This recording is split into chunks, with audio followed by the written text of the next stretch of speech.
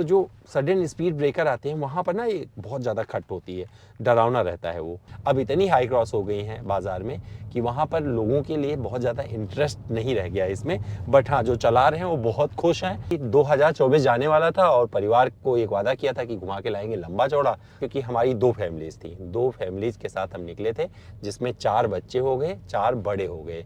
इस सेगमेंट में, इस प्राइस रेंज में ध्यान रखिएगा, कार्निवल से कंपेयर मत करिएगा, कि जो आपको इतनी सारी जगह ऑफर करती है और वो कंफर्टेबली बैठ सकते हैं। मतलब इस गाड़ी में 6 लोग बड़े आराम से, बड़े प्यार से बैठ जाएंगे बिना कोई कंप्लेन किए। टोयोटा इनोवा हाई क्रॉस एक स्ट्रॉन्ग हाइब्रिड कार है जिसके लिए उत्तर प्रदेश वाले दीवाने हैं। क्यों? क्योंकि हर किसी को गाड़ी इसलिए चाहिए क्योंकि यहाँ पर स्ट्रॉन्ग हाइब्रिड कारों पर ना कुछ नहीं देना पड़ता रोड टैक्स के नाम पर। जो 10% रोड टैक्स लगता है वो माफ़ कर रखा है सरकार ने। हालांकि ये बहुत दिन नहीं चलने वाला है, लेकिन जब तक चल रहा है उसका फ़ायदा लोग उठा रहे हैं। इस गाड़ी को लोग इसलिए पसंद करते हैं क्योंकि स्ट्रॉन्ग हाइब्रिड में जो कीमत, मतलब लगभग 26 लाख रुपए से शुरू होती है इसके स्ट्रॉन्ग हाइब्रिड की कीमत, और लगभग 31 लाख रुपए तक जाती है।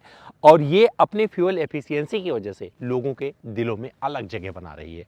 जैसे लोग क्रिस्टा को प्यार करते थे, इस स्ट्रॉन्ग हाइब्रिड गाड़ी को प्यार कर रहे हैं। स्ट्रॉन्ग हाइब्रिड का मतलब ये हो गया कि भैया पेट्रोल पे चल रही होती है, बीच बीच में बैटरी चार्ज होती है, बैटरी से भी थोड़ी देर गाड़ी चल रही होती है, इसलिए इसका जो एफिशिएंसी है बढ़ जाती है। और ये लोगों को अच्छा लग रहा है। जो लोग चला रहे हैं, यूज़र, वो बहुत खुश हैं। फ्लीट में बहुत सारी आपको गाड़ियाँ मिल जाएंगी।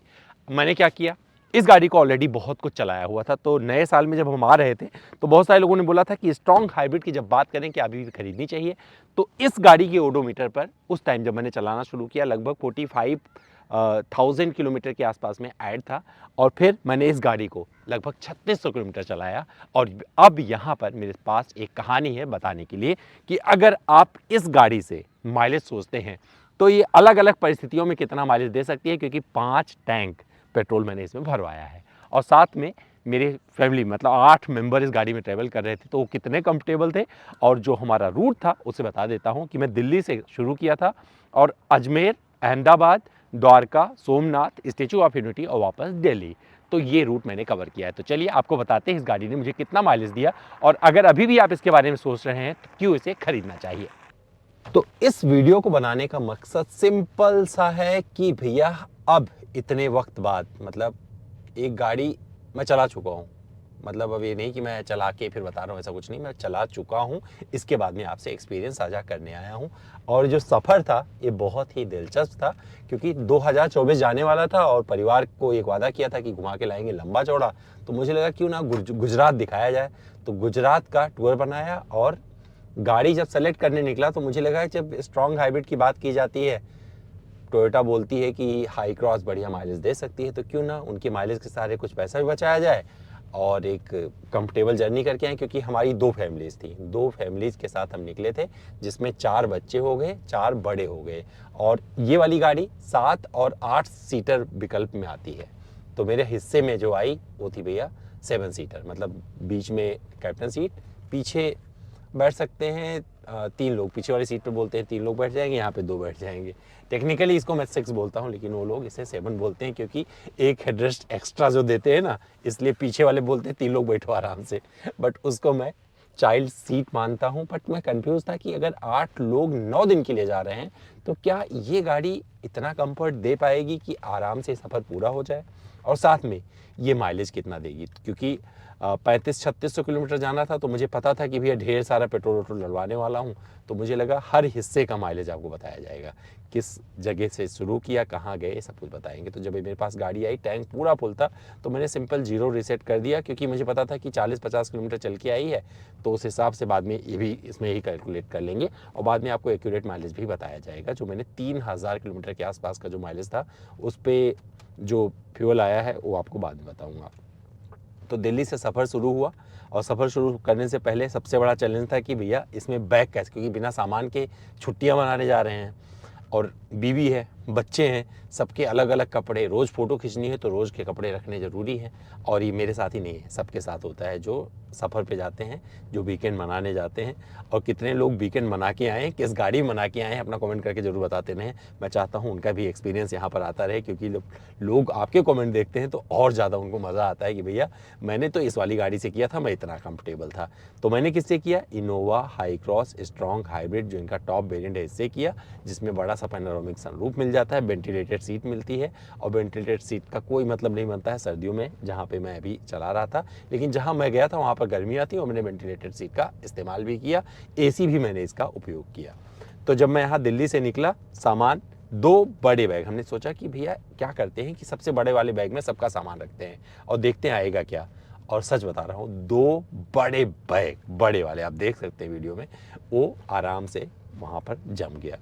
अब फिर चैलेंज था कि बच्चे कहाँ बैठेंगे, तो 3 बच्चे पीछे बैठ सकते थे और एक बच्चा, क्योंकि वो 2 बच्चे हमारे ऐसे थे कि गोदी में बैठना उनको ज़्यादा पसंद है, तो वैसे वाले थे, उनको कुछ कर ही नहीं सकते हैं, तो उनको हमने मैनेज किया और बीच में 1-2 छोटे-छोटे बैग आ गए। इस हिसाब से चीज़ें परफेक्ट हो गई और हम निकल पड़े, ज़ीरो रीसेट कर दिया था, कोई पेट्रोल नहीं डलवाया और पहुँचे सीधे अजमेर। बढ़िया सफ़र रहा, क्योंकि यहाँ तक का रास्ता जिसने भी एक्सपीरियंस किया होगा, छोटा सा मुंबई दिल्ली एक्सप्रेसवे आ जाता है, तो वो लगभग मान के चलिए कि दौसा के पास उसने उतार दिया और फिर हमने जयपुर रिंग रोड लिया और सीधे हम पहुँच गए भैया जाके अजमेर। अजमेर हमने नाइट हॉल्ट किया और वहाँ से फिर हम सवेरे निकले अहमदाबाद के लिए। अहमदाबाद वाला रास्ता भी बहुत ही शानदार था, नाथद्वारा होते हुए हम अहमदाबाद पहुँचे और टाइम से परफेक्टली हम पहुँच चुके थे। और यहाँ पर हमने बीच में एक जगह पूरा इसका टैंक फुल करवाया। उस हिसाब से देखा जाए तो अभी तक का सफ़र बहुत ही दिलचस्प, बहुत ही इंटरेस्टिंग था और ये गाड़ी हमने सेलेक्ट करके मतलब कोई गलती नहीं की थी। अब यहाँ पर अगर बात करें कंफर्ट का मतलब ये हो गया कि इतनी दूरी की लंबी यात्रा जब आप कर रहे हैं, तो भैया क्या ये परिवार मतलब एक फैमिली के लिए कंफर्टेबल रहती है, तो इसके छोटे पे, क्योंकि 18 इंच का इसमें आपको व्हील मिलता है और उस हिसाब से मुझे लगता है कि भैया थोड़ा सा टायर प्रोफाइल थोड़ा और इस गाड़ी के हिसाब से, जो डायमेंशन है गाड़ी का, उस हिसाब से थोड़ा और बड़ा होना चाहिए था। लेकिन माइलेज ओरिएंटेड गाड़ी है तो वो उसके इन्होंने करके रखा हुआ है और इसी का पूरा फ़ायदा उठा रहे हैं यूपी वाले, क्योंकि यूपी में सबसे ज़्यादा सस्ती ये हाई क्रॉस पड़ती है, क्योंकि 10% का जो रोड टैक्स है वो नहीं चुकाना पड़ता है और इसलिए यूपी वालों की तो बल्ले बल्ले है। मैं भी यूपी वाला, तो मैंने इसे उठा लिया गाड़ी, मैंने कहा चलो बताते हैं। बहुत सारे लोग पूछते थे भैया एक बार दोबारा से एक्सपीरियंस करो, क्योंकि इसके पहले जो मैंने एक्सपीरियंस किया था वो 2250-2400 किलोमीटर के आसपास का था, जहाँ पर इस गाड़ी ने 16 का माइलेज दिया था और वो अलग कंडीशन थी, जहाँ पर गाड़ी का जो एवरेज स्पीड निकाला था मैंने 80 मतलब 75-80 मतलब इससे ज़्यादा तो चलाया नहीं था, 100 चलाया था कहीं कहीं पर, तो सिटी उसमें ज़्यादा कुछ शामिल था, तो आपने वीडियो 100% देखा होगा।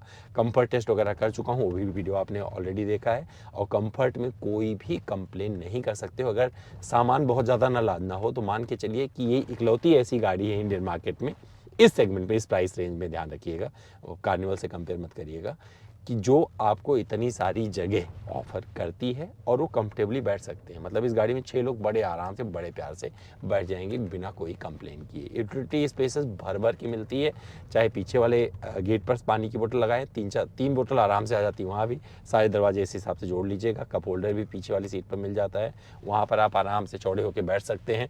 एक तो वहाँ पर आपको थाई सपोर्ट के लिए जो बाहर निकल के आता है वो बेड नुमा बनता है, वो बहुत मज़ेदार है, वो भी बड़ा अच्छा लगता है। हमारे जितने और मेंबर थे जो सफ़र कर रहे थे गाड़ी में, उन्होंने उसका पूरा फ़ायदा उठाया, खूब एंजॉय किया और उनको आनंद आया उससे। पैडल शिफ्टर वगैरह मिल जाता है। अब मैं अपने पे आ जाता हूँ कि भैया ड्राइविंग में कैसी रही। तो ड्राइविंग में मुझे ओवरटेकिंग भी अच्छा लगा इससे। तब तक मैं परेशान नहीं, विचलित नहीं होता था, क्योंकि कहाँ जब आप अहमदाबाद की तरफ जाएंगे या थोड़ा सा और आगे बढ़ना शुरू करते हैं तो जो सडन स्पीड ब्रेकर आते हैं वहाँ पर ना ये बहुत ज़्यादा खट होती है, डरावना रहता है वो। लेकिन सबसे बड़ा चैलेंज, क्योंकि हमने इसको क्या क्या दिखाया भैया, दीव की गर्मी दिखाई, सोमनाथ गए, पोरबंदर गए, पोरबंदर की तंग गलियों से होकर निकले, गांधी जी का भी दर्शन करके हम आए, सोमनाथ मंदिर का दर्शन किया इस गाड़ी, मतलब ज्योतिर्लिंग सोमनाथ हो गया, नागेश्वर नाथ हो गया, वो सारा दर्शन कराते हुए बेट द्वारका हम गए। वहाँ पर अरे वो तो अलग ही सीन था जब वो, अब क्योंकि ब्रिज बेट द्वारका के लिए अब पहले लोग नाव में जाते थे, अब वहाँ पे ब्रिज बन गया है, वहाँ से हम गए। अरे बहुत मज़ेदार लग रही थी गाड़ी। और जब हम दीव से निकले तो हमें जाना था स्टेचू ऑफ यूनिटी। ये सफ़र भी अच्छा था और मैं सबसे अच्छा कोस्टल रूट मानता हूँ अगर आप बात करेंगे तो गुजरात में, जब आप द्वारका से कनेक्ट होते हैं पोरबंदर होते सोमनाथ के लिए, वो बहुत मज़ेदार रहा। और सोमनाथ से फिर मैं आगे गया, मतलब 500 किलोमीटर के आसपास का पर डे का हमारा ड्राइविंग का सफ़र था, जिस तरीके से हमने अपना आइटनरी बनाया हुआ था। और फिर हम पहुँचे statue of unity. Statue of unity से बड़ा चैलेंज था दिल्ली आना, और वो बहुत ही ज़बरदस्त था, क्योंकि सवेरे मैंने कहा कि भैया अब कहीं पे हॉल्ट नहीं लेंगे, लगभग 1000 किलोमीटर के आसपास एक बार में ही करेंगे। परिवार ने बोला भैया पॉसिबल नहीं है। मैंने कहा अगर मेरे पे भरोसा करोगे तो मैं ऐसा करके दिखाऊंगा, कोई नहीं थकेगा। सबने मेरी बात मानी और सच बता रहा हूँ आपको कि एक बार मतलब सवेरे 5 बजे हम निकले थे, 5:15 5:30 बजे के आसपास, और 8 बजे हम दिल्ली एंटर हो गए। और ये सफ़र बहुत अच्छा रहा। लेकिन यहाँ पर एक चीज़, मतलब एक माइलेज आपको यहाँ पर हाईलाइट मिलेगा जो वीडियो के लास्ट में आपको बताऊंगा। जब आप गाड़ी तेज़ चलाते हैं 120 पर लगातार चलाएंगे तो क्या माइलेज देगी, ये भी दिलचस्प होगा जानना। तो इस गाड़ी ने वैसा कुछ माइलेज नहीं दिया जो आप एज्यूम कर रहे होंगे और जिसके सहारे कि भैया चलो इतना 20-25 का माइलेज दे दी, चलो भी हाथ के हाथ ले आते हैं। वो तब देगी जब आप अपने ड्राइविंग के सारे इमोशंस को एक जगह कैद कर देंगे, यानी कि इस ग्लव बॉक्स में रख देंगे जो कि ठीक ठाक है, मतलब अच्छे साइज वाला यहाँ पर दिया गया है। तब फिर आपको ये वो माइलेज देगी जो अब मैं बता रहा हूँ, क्योंकि कई सारे लोग मुझे ऐसे मिले हैं जिन्होंने बढ़िया माइलेज का दावा किया है।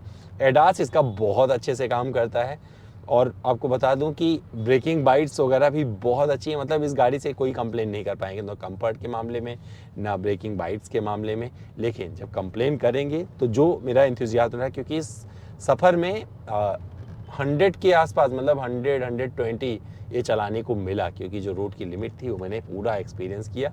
सिंगल हाईवे पे थे, रात में हेडलैम्प की रोशनी भी मुझे अच्छी लगी जो कि काफ़ी सुकून देती है।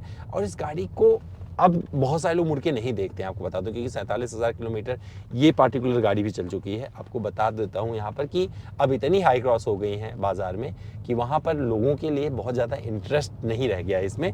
बट हाँ, जो चला रहे हैं वो बहुत खुश हैं। और इस गाड़ी, मतलब ये गाड़ी जिसको भी मिल रही है, आज तक किसी ने कंप्लेन नहीं किया है। इसमें जो कैमरा मिलता है, जो गोलाकार सब कुछ दिखाता रहता है चारों तरफ, वो भी मुझे बहुत प्यारा लगा है। हालांकि साउंड क्वालिटी JBL का साउंड सिस्टम में बोलते हैं, बट वो एक डिसेंट क्वालिटी ऑफर करता है। उसमें कुछ आपको बहुत ज़्यादा आनंद नहीं आने वाला है। लेकिन यहाँ पर जो पैनोरामिक सनरूफ है इस तरीके से मिलता है इस गर्मी, मतलब पहले तो टोयोटा कुछ देता नहीं था सनरूफ वगैरह, लेकिन इस गाड़ी में आपको जो है सनरूफ मिल रहा है गर्मी में, जैसे बाहर हल्की हल्की धूप है और मुझे पूरा आनंद दे रही है। कोजी कोजी वाला माहौल यहाँ पर बना हुआ है और ये चीज़ मिलाकर मुझे बहुत अच्छी लगी है।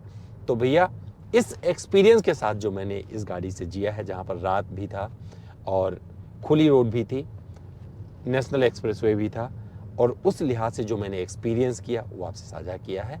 और इस लिहाज से आपको अगर अब इस गाड़ी को ख़रीदना है तो इस वीडियो को आप कंसीडर कर सकते हैं, क्योंकि जो मैंने अपना एक्सपीरियंस किया था आपको बता दिया है। मेरे फैमिली के जितने लोग इसमें बैठे थे उनको बहुत मज़ा आया इस गाड़ी में बैठ के, और मेरे पास इसके अलावा कोई ऑप्शन भी नहीं था।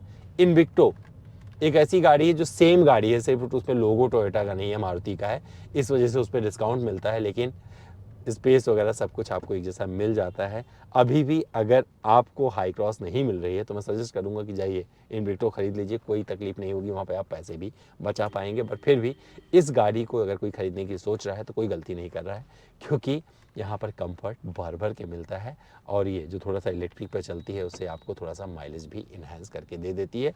लेकिन माइलेज निर्भर करता है कि आप गाड़ी को ड्राइव कैसे करते हैं।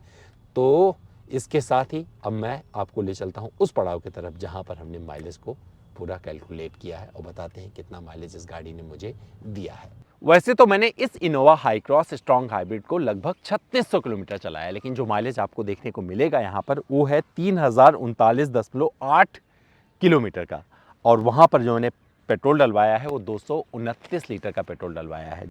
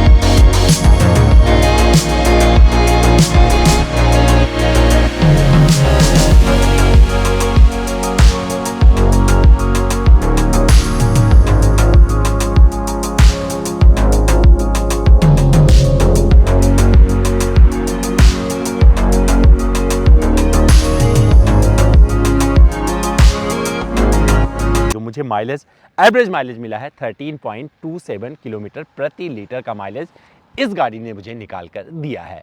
और आपको बताऊं, एक चार्ट भी यहाँ पर डाल रहा हूँ, क्योंकि जहाँ जहाँ मैंने पेट्रोल भरवाया था और उस डेस्टिनेशन पर कितना इसने माइलेज दिया वो चार्ट आप यहाँ पर देख सकते हैं।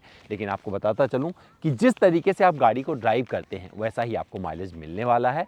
और इस गाड़ी की अगर बात करें तो सबसे बेस्ट माइलेज जो आपको देगी निकाल के वो होगा भैया रेंज 80 किलोमीटर प्रति घंटे की रफ्तार तक अगर आप चलाते हैं तो मान कर चलिए, क्योंकि इसका जो स्ट्रॉन्ग हाइब्रिड वाला सिस्टम है वो यहीं पर अच्छे से परफॉर्म करता है। क्योंकि जब आप 100 के ऊपर इसे भगा रहे होंगे ना, तो वहाँ पर बैटरी चार्ज करने के मौके तो मिलते हैं लेकिन गाड़ी चलने का मौका नहीं मिलता। तो बैटरी तो फुल रहती है, लेकिन जब आप भगा रहे होते हैं तो ये परफॉर्मेंस मतलब पावर मोड में आपको ढेर सारा परफॉर्मेंस दे रही होती है।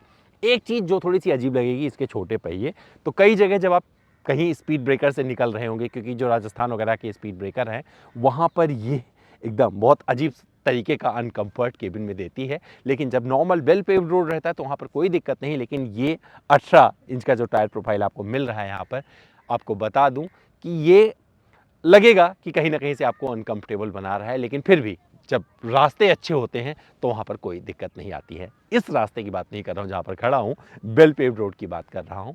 लेकिन माइलेज मैटर करता है और उसी पर फोकस किया है टोयोटा ने। और 8 लोगों का जो कंफर्ट था, क्योंकि इसमें 4 बच्चे थे और 4 एडल्ट थे, मुझे लगता है उस लिहाज से इसने 9 दिन का जो ट्रिप करवाया है, क्योंकि 2 बड़े बड़े बैग हमारे यहाँ पीछे आ गए थे और हमारा ट्रिप बहुत ही शानदार रहा, किसी का कंफर्ट कहीं पर नहीं गया।